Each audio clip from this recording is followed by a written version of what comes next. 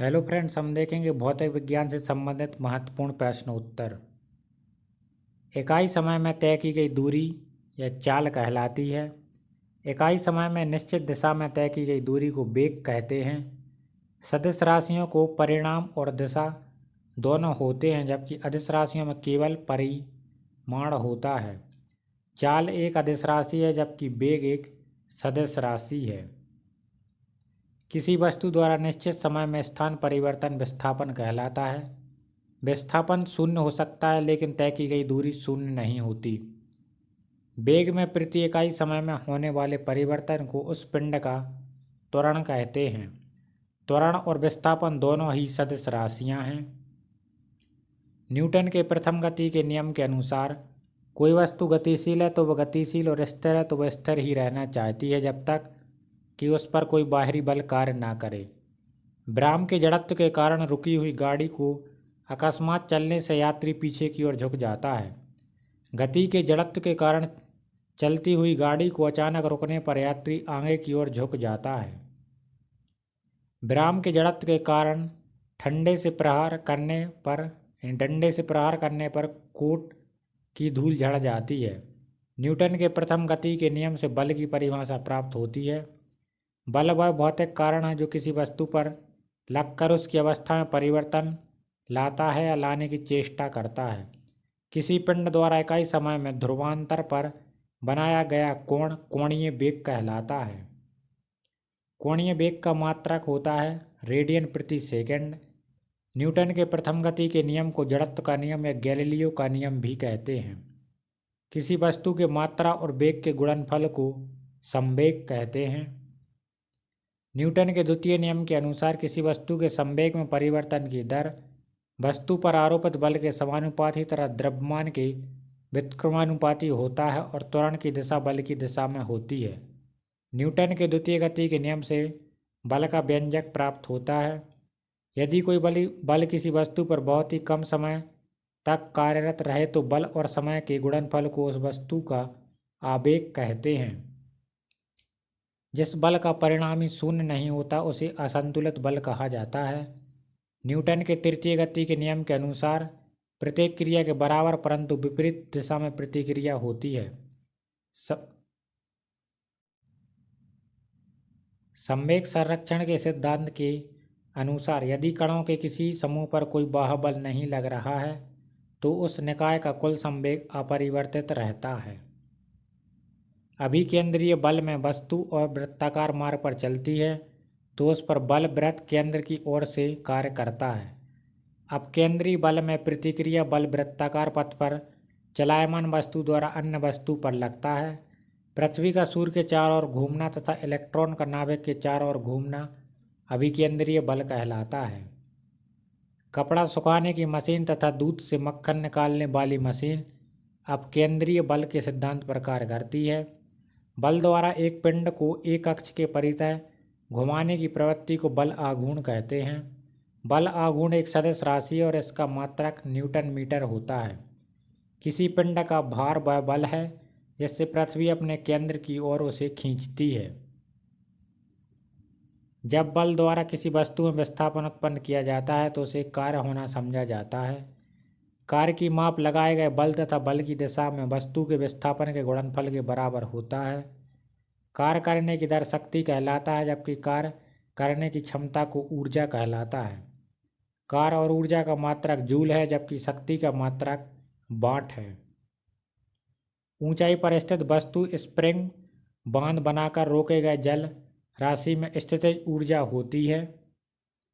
घड़ी की चाबी में संचित ऊर्जा स्थितिज ऊर्जा है। ऊर्जा संरक्षण के नियम के अनुसार ऊर्जा ना तो उत्पन्न की जा सकती और ना ही नष्ट की जा सकती है। एक अश्व शक्ति 746 वाट के बराबर होता है। वह न्यूनतम वेग जिसमें प्रक्षेपित करने पर कोई पिंड पृथ्वी के गुरुत्वीय क्षेत्र से बाहर निकल जाता है उसे पलायन वेग कहते हैं। चंद्रमा पर जी का मान पृथ्वी के जी का 1/6 गुना होता है। पृथ्वी के लिए पलायन वेग का मान 11.2 किलोमीटर बटे सेकंड होता है, जबकि सौरमंडल के लिए पलायन वेग 42 किलोमीटर सेकंड होता है तथा चंद्रमा पर 2.4 किलोमीटर बटे सेकंड है। भूस्तर उपग्रह का घूर्णन 24 घंटे के तुल्य होता है तथा वह पृथ्वी के सापेक्ष दिखाई देता है। दाब का ऐसा ही मात्रक न्यूटन बटे वर्ग मीटर या पास्कल होता है। वायुदाब मापी यानी बैरोमीटर का पारा का अचानक बढ़ जाना यह सूचित करता है कि मौसम स्वच्छ रहेगा। पृष्ठ तनाव के कारण वर्षा की बूंदें गोलाकार तथा शेविंग ब्रश को जल से निकालने पर इसके केस आपस में सटे रहते हैं। केशिकत्व के कारण लालटेन की बत्ती में तेल ऊपर चढ़ता है। ब्लॉटिंग पेपर से स्याही का सुखाया जाना भी केशिकत्व के कारण होता है। ध्वनि तरंगें अनुदैर्घ्य तरंगें का उदाहरण है, जबकि प्रकाश तरंगें अनुप्रस्थ तरंगें होती हैं। आवृत्ति को हर्ट्ज में मापा जाता है। ध्वनि का वेग हवा में 332 मीटर बटे सेकंड, जल में 1483 मीटर बटे सेकंड तथा लोहे में 5130 मीटर बटे सेकंड होता है। ध्वनि का वेग पर दाब का कोई प्रभाव नहीं पड़ता।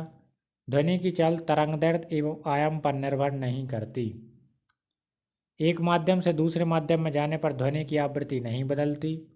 20 हर्ट्ज से नीचे की आवृत्ति वाले ध्वनि तरंगों को अपश्रव्य तथा 20 हर्ट्ज से 20,000 हर्ट्ज के बीच की आवृत्ति वाले तरंगों को श्रव्य तरंगें कहा जाता है। 20,000 हर्ट्ज से ऊपर के तरंगों को पराश्रव्य तरंगें कहा जाता है। 20 हर्ट्ज से 20,000 हर्ट्ज के बीच के तरंगों को मानव कान सुन सकता है। कुत्ता, बिल्ली एवं चमगादड़ आदि 20,000 हर्ट्ज से ऊपर की तरंगों को सुन सकते हैं। पराश्रव्य तरंगों का प्रयोग समुद्र की गहराई, ट्यूमर का पता लगाने, वायुयान तथा घड़ियों के पुर्जों को साफ करने में किया जाता है।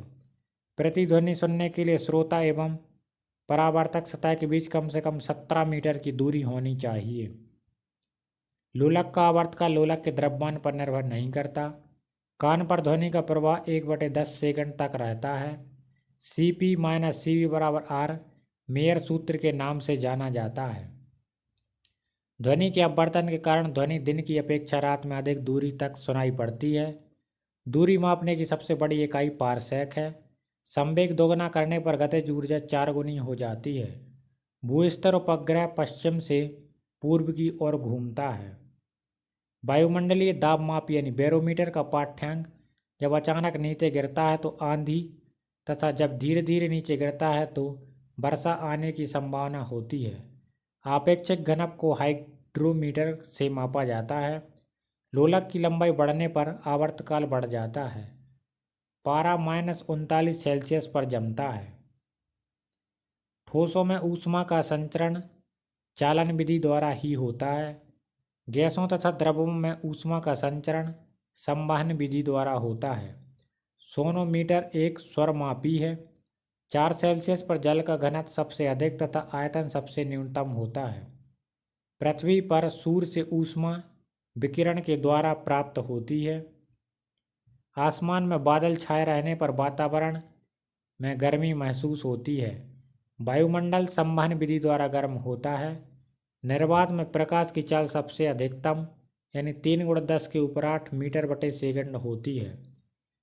बैंगनी रंग के प्रकाश का प्रकीर्णन सबसे अधिक तथा लाल रंग के प्रकाश का प्रकीर्णन सबसे कम होता है। आकाश का रंग नीला प्रकाश के प्रकीर्णन के कारण होता है।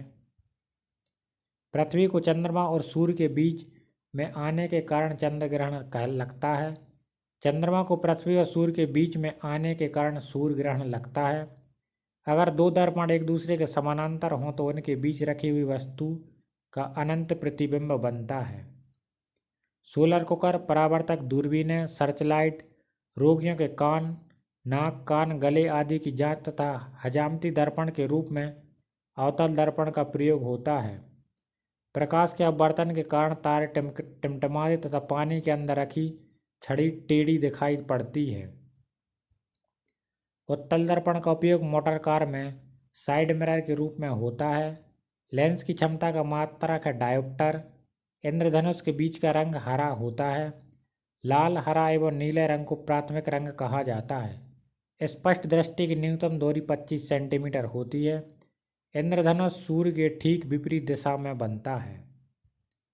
निकट दृष्टि दोष के निवारण के लिए अवतल लेंस का प्रयोग होता है।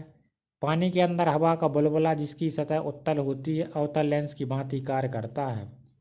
किसी रंग का प्रकीर्णन उसके तरंगदैर्ध्य पर निर्भर करता है। लाल रंग का तरंगदैर्ध्य सबसे अधिक तथा बैंगनी रंग का तरंगदैर्ध्य सबसे कम होता है। अंतरिक्ष में देखने पर आकाश काला दिखाई पड़ता है। काले रंग की वस्तु सभी रंगों को अवशोषित करती है। रंगीन टेलीविजन के प्राथमिक रंग हैं लाल, हरा एवं नीला।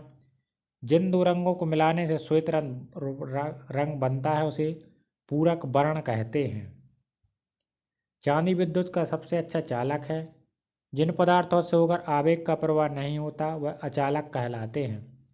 लकड़ी, रबर तथा कागज अचालक हैं। वैसे पदार्थ जिनकी विद्युत चालकता चालक एवं अचालक के बीच होती है अर्धचालक कहलाते हैं। कार्बन, सिलिकॉन एवं जर्मेनियम आदि अर्धचालक पदार्थ हैं। जरा दृष्टि दोष के निवारण के लिए बाइफोकल लेंस का प्रयोग होता है। आबिंदुकता के निवारण के लिए बेलनाकार लेंस का प्रयोग किया जाता है। इंद्रधनुष प्रकाश के वर्ण विक्षेपण के कारण बनता है।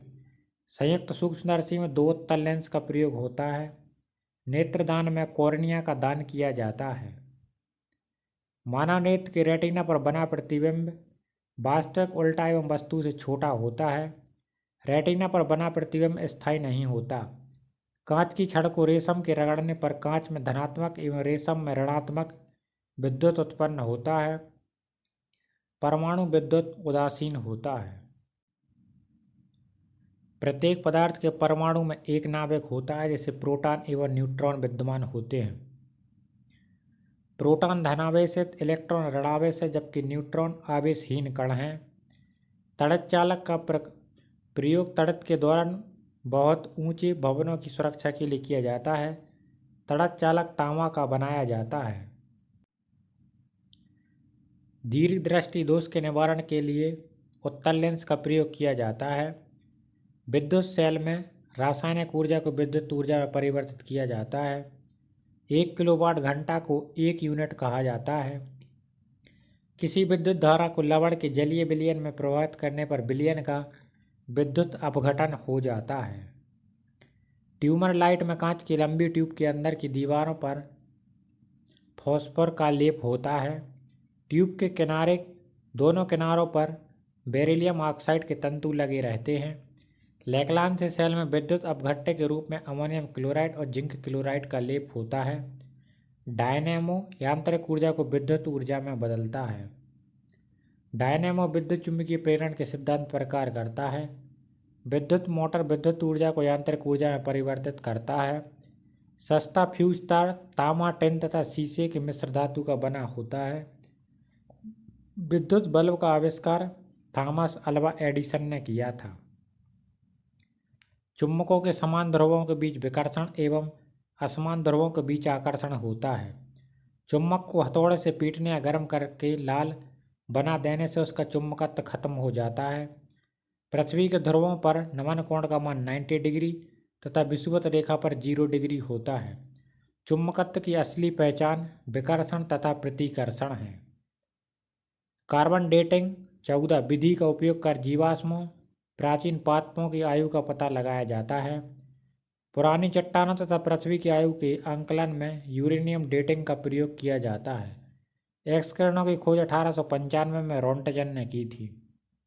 यदि हमारे द्वारा दी गई जानकारी आपको पसंद आती तो हमारे चैनल को please like, share and subscribe करें। Thank you.